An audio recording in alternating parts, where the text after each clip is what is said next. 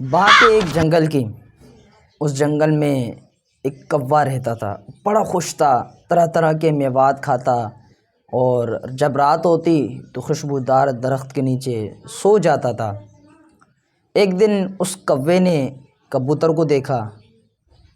فوراً کبوتر کے پاس چلا گیا اور کہنے لگا کہ تو مجھ سے زیادہ خوش نصیب ہے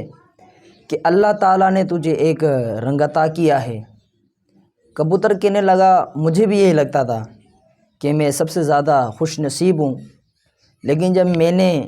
اس طوطے کو دیکھا، طوطے کو تو اللہ نے 2 رنگ عطا کیے ہیں، تو مجھے لگا کہ مجھ سے زیادہ خوش نصیب تو وہ طوطا ہے کہ اللہ نے اسے 2 رنگ عطا کیے ہیں۔ جب یہ کوے نے سنا تو فوراً طوطے کے پاس چلا گیا، طوطے کے پاس آیا، کہنے لگا یار تو ہم سے زیادہ خوش نصیب ہے، مجھے رنگ نہیں ہے، کبوتر کو 1 رنگ تھا، اللہ نے تجھے 2 رنگ عطا کیے ہیں، تو ہم سے زیادہ خوش نصیب ہوا۔ تو طوطا کہنے لگا مجھے بھی یہی لگتا تھا کہ میں سب سے زیادہ خوش نصیب میں ہی ہوں کہ اللہ تعالیٰ نے مجھے 2 رنگ عطا کیے ہیں، لیکن جب میں نے مور کو دیکھا، اور مور کو تو بہت سارے رنگ اللہ نے عطا کیے ہیں، تو میں سوچنے لگا مجھ سے زیادہ خوش نصیب تو وہ مور ہے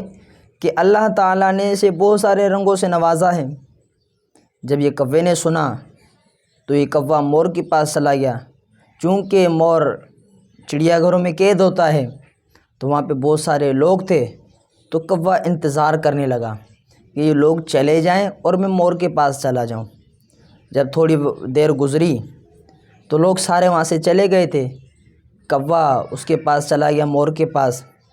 اور کہنے لگا اے مور،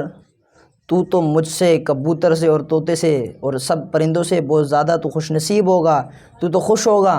کہ اللہ نے تجھے اتنے سارے رنگوں سے نوازا ہے۔ تو وہ مور کہنے لگا مجھے بھی لگتا تھا کہ میں بہت زیادہ خوش نصیب ہوں کہ اللہ نے مجھے طرح طرح کے رنگوں سے نوازا ہے،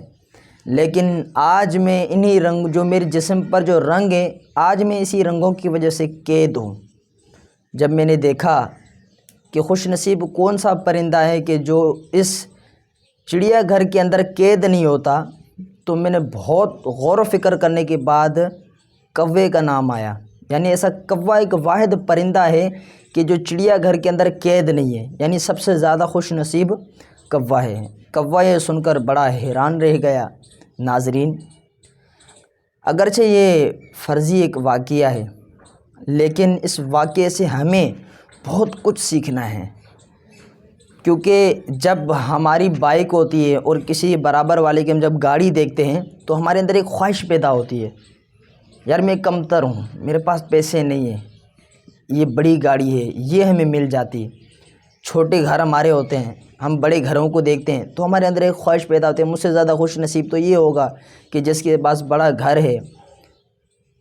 تو یہ کبھی بھی اپنے آپ کو کسی سے کمپیئر نہیں کرو۔ اللہ تعالیٰ نے آپ کو جس مقام پر رکھا ہے، جس جگہ رکھا ہے، آپ کروڑوں سے اچھے ہیں،